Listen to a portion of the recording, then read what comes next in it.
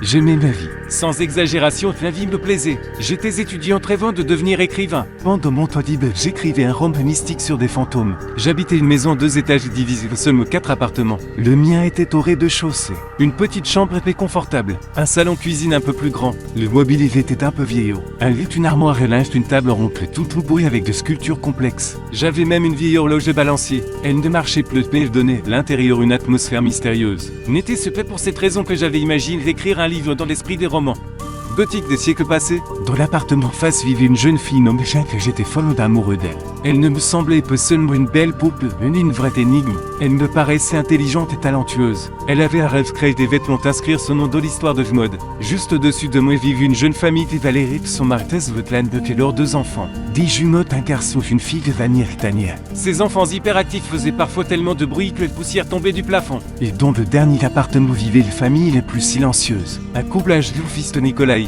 Les vieilles dames étaient de bonté incarnée et son mari, un vieil homme taciturne. Toujours dans son monde, mes soirs habituels, je suis assis à mon bureau, les mains sur le clavier. J'essaie de rassembler mes pensées, d'écrire ne serait-ce qu'un mot, mais là, rien ne vient. Les tâches, les enfants s'agitent côtérie. Je soupire avec résignation et soudain taco à la porte. Qui est là? Criai-je sans me lever. Nazette tant fils retentit les voix de la vieille dame depuis le palier. J'allais l'ouvrir. Les voisinages n'étaient pas venus les mains vides. Elle tenait un gâteau rond et doré. Bonjour. Je recule et t'invite à j'entrer. Bonjour, bonjour. Les voisines franchissent le seuil. Je t'ai apporté un petit gâteau. Zéro serait encore trop fait. Mon vieux m'en j'aurais plus le temps. Ça se perdrait. Quand ton fils s'avérait être une grand-mère douce et férique. Une femme ronde aux pantoufles, robe de chambre violette et tablier carreau. Lunettes de mille tache chignon gris, l'arrière de tête. Quand ton fils vous me dites cette gêneux, le dis-je tout tendre déjà la main vers le gâteau. Les voisines firent un geste de la main. Toi avec ton gêne peu gêné? Tu nous as réparé le fauteuil, puis moi que je t'apporte un gâteau. Vous avez les enfants bruyants des tâches et tout, tu penses toujours à moi. Je regardais la croûte lisse du gâteau, qui me semblait appétissant. Ce petit coquin de mangerie, répondit ton fils. Bon alors je vais le manger sous scrupule, promis-je. Votre pâtisserie est meilleure. Mange, disait la vieille voisine en hochant la tête. Tu es étudiant, le sucre te ferait du bien pour faire marcher ton cerveau. Merci. Je posais le gâteau sur la table. J'étais vraiment gêneux, mais pourquoi refuser de la gentillesse? Et si tu as le tête, passe donc et demande à ton fils. Le fauteuil de mon vieux s'est encore desserré. J'acquiesce et dès je passerai aujourd'hui même. Ne te presse plus, ce n'est de pur joie, rassure les vieilles dames. Bon appétit. Et à peine était-elle partie, à peine m'étais-je rassis pour écrire. Qu'un nouveau coup retentit les portes. De façon dont frappe, je compris que c'était Jeanne. Elle était toujours pour moi une invitée bienvenue. J'ouvris le porte et les vis. Elle semblait sortie du page de mon futur roman. Ou plutôt c'était l'inverse, je l'avais depuis longtemps intégré sur mon livre tant qu'héroïne. Un visage pâle, parfaitement régulier. Des sourcils bien dessinés, des cheveux roses et des rêves rouges vifs légèrement souriantes. De grands yeux bleus encadrés de cils épais et des cheveux blancs jusqu'à la taille. Une robe le pêche, des baies blancs et de petites chaussures. Salut Tazaf, je peux entrer? Demanda-t-elle. J'ouvris grand la porte. Entrez bien sûr. D'ailleurs, ton fils vient juste d'apporter un gâteau. On veut boire du thé. Non, plutôt du café, dit-elle. Tu en as sous je dois en apporter? Zéro se de gêne centre. Jeanne entrait enfin dans mon appartement, s'approcha de l'étable et se pencha sur le gâteau. Oh, quelle odeur! C'est une tarte aux cerises, non? Répondis-je toute pensante. Comme c'est étrange, je n'avais remarqué aucune odeur. Jusqu'à ce qu'elle parle. Mais dès qu'elle parle, mon nez fut chatouillé par le doux parfum de cerise et de pâte cuite avec une touche de vanille. J'étais toujours dans le nuage et faisais attention à rien. Alors te raconte comme d'avance ton livre? Jeanne se retrouvait à côté de moi et se mit avec la vaisselle. Eh bien, vu-tu sûr que je suis bloqué à un endroit, avouez, je serais capable de progresser. Peut-être as-tu besoin d'un peu d'inspiration? La jeune fille effleurait soudain même comme par accident. Où donc le trouver? Mieux vaut trembler. Rome. Jeanne me regardait droit dans les yeux. Nos visages étaient tout près et je le souffle coupé. Puis elle recule et brusquement baissait les yeux. Excuse-moi, je viens de me souvenir que j'ai peut-être laissé le fer repasser allumé. Je reviens tout de suite. D'accord, articulé, je répétais, Jeanne avait déjà disparu. C'était toujours comme ça avec elle. Impossible de comprendre si elle était vraiment gênée dans ces moments maladroits. Ou si elle me taquinait simplement. La péniche le temps de poser les tasses sur la table qu'elle revint. Me voilà. Allô, se faire repasser? Demandai-je. Il était éteint. Jeanne s'affalait sur la table. Parfait. Je n'avais même pas remarqué que nous avions englouti tout le gâteau parlant. Nous bavardions de tout et de rien. Jeanne me parlait de ses croquis et promettait de nous montrer bientôt cette nouvelle robe géniale. Et je répondis que j'attendais avec impatience. Puis elle essayait de me soutirer des détails sur le développement de l'intrigue de mon livre. Mais il n'y avait rien de raconter. Le gâteau était délicieux. Merci, tonton fils.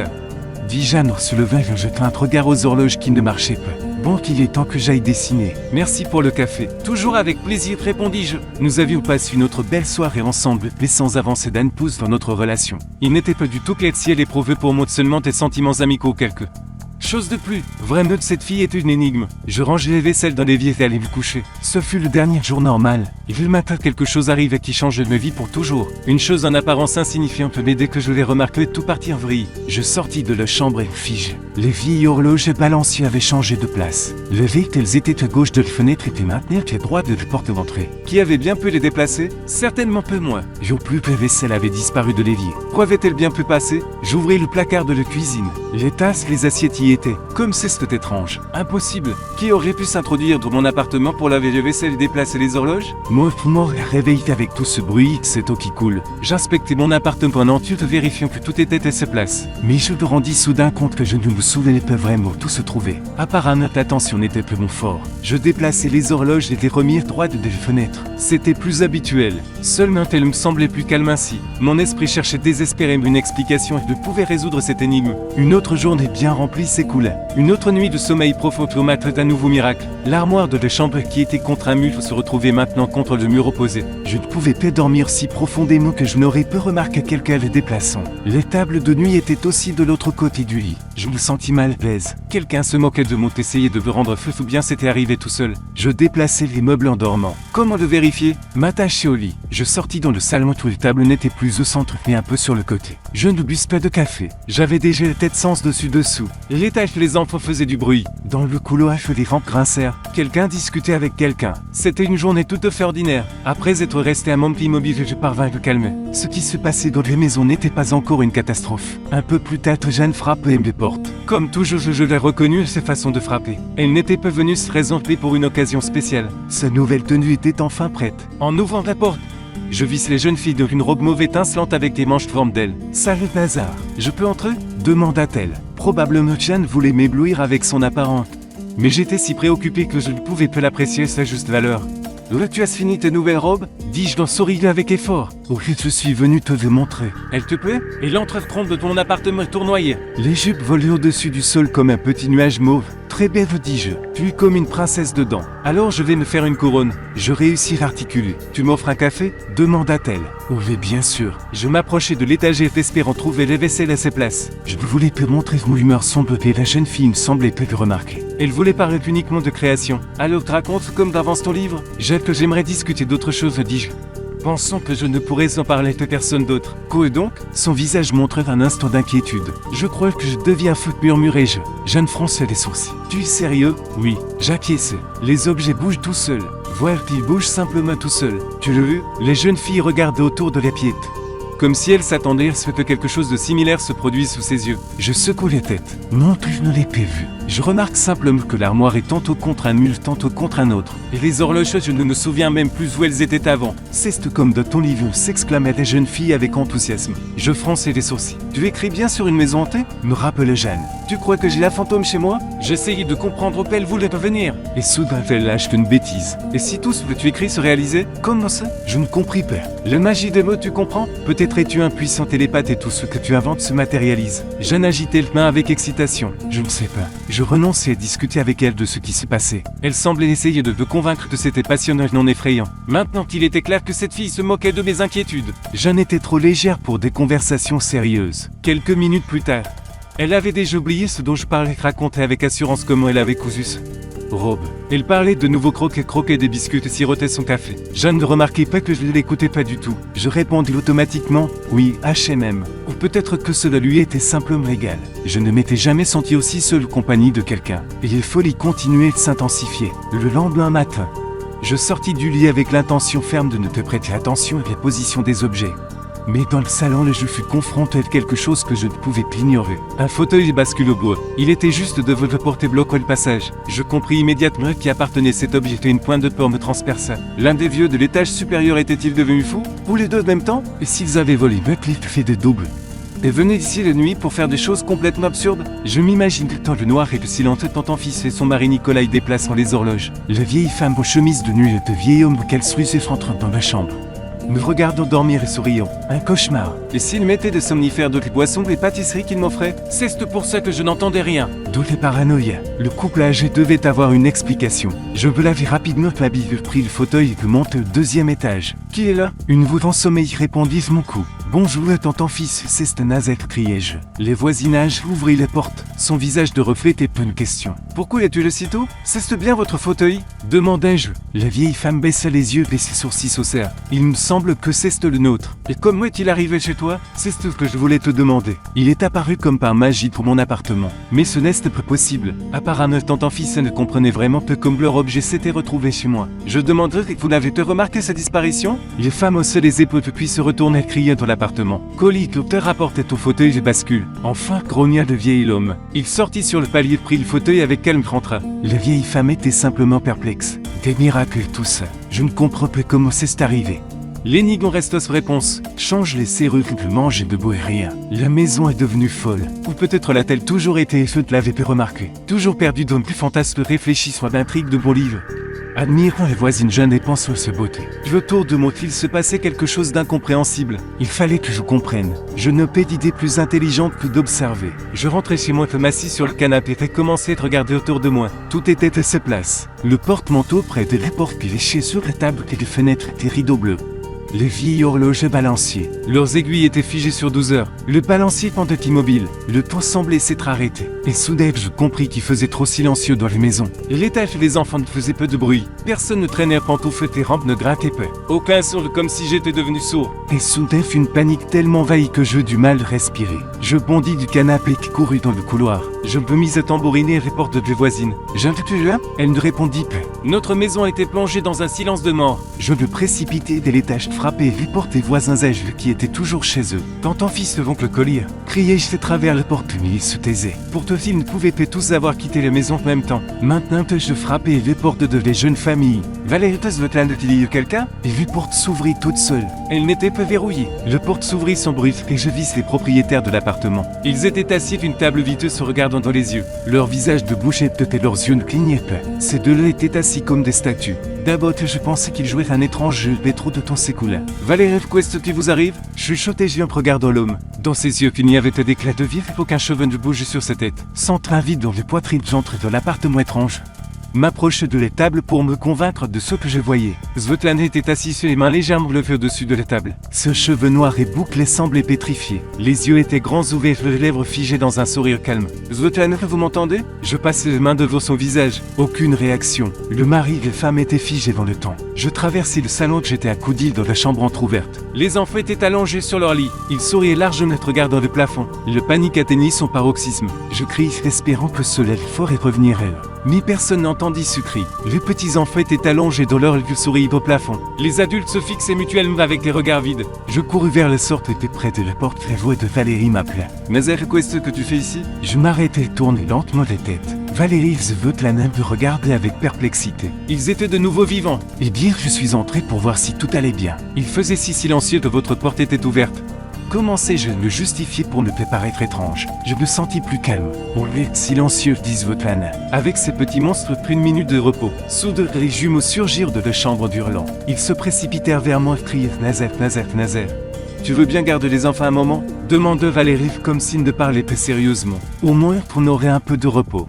Avec plaisir. Excusez-moi de vous avoir dérangé. Je vais rentrer, répondis-je. Je vais sortir rapidement pour que les enfants ne m'attrapent pas par les jambes. Sur le palier se tenait le vieil homme. Il ne me regardait même pas, mais soupirait pensivement, tout perdu dans ses pensées. Bonjour, oncle Collier, dis-je. HM, répondit-il doucement. Et soudain, il me vint l'idée d'en discuter avec lui. Il était après tout un homme âgé et sage. Peut-être avait-il une idée de ce qui se passait ici. Oncle Collier, se trouvez-vous pas que notre maison est étrange? Faut que dirais-je. Je veux remarquer que je vous remarque qui est ça, le voisinage. Je m'y suis habitué depuis longtemps et je me suis résigné. Résigné, m'étonnais-je. Le vieil homme me regardait enfin et demanda sérieusement que virais-je d'ici? Dans quel sens? Je ne comprenais pas de quoi il parlait. Tout cela était trop vague. Il n'y a aucun sens ici, dit le vieil homme. Je suis fatigué de ces jeux depuis longtemps. Quel jeu? Je demandais des explications, mais le vieil homme fronçait soudain les sourcils.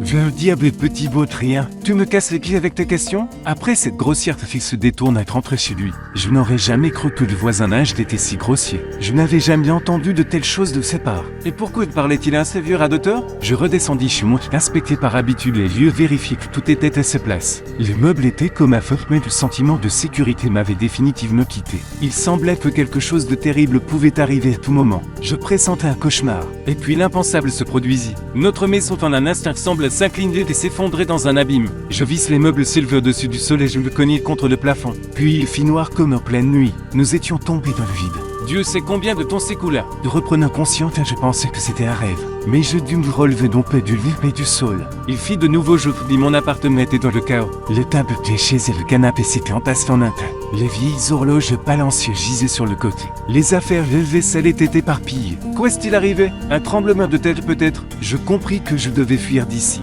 Peu importe, loin d'ici. Mais pas seul. Il fallait en mode Jeanne. Nous partirions ensemble. Je sortis le trompe de mon appartement, commençais à frapper à ses portes. Je l'ouvre vite. Il y avait du silence, mais je n'avais pas l'intention d'abandonner. Je décidai de défoncer les portes, de les sortir de là. Je pris mon élan, frappais de toutes mes forces et les serrures cédaient.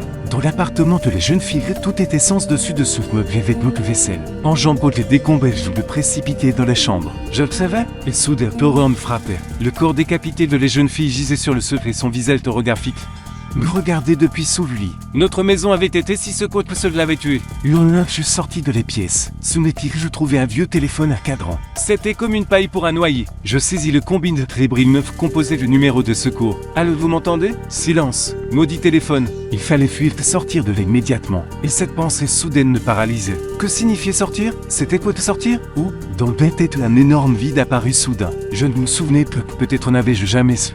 Quand j'étais sorti de cette maison pour la dernière fois, mais j'étais étudiant. Cela signifiait que j'étudiais. Mais où? Pour qui? Aucune réponse à ces questions de la tête. Je sortis de l'appartement que les voisines regardaient le palier. Où était la sortie? Il n'y en avait pas. Seulement ta porte ouverte de ton appartement. Et à l'intérieur, tout était déjà à sa place sur la table et manche de la chaise.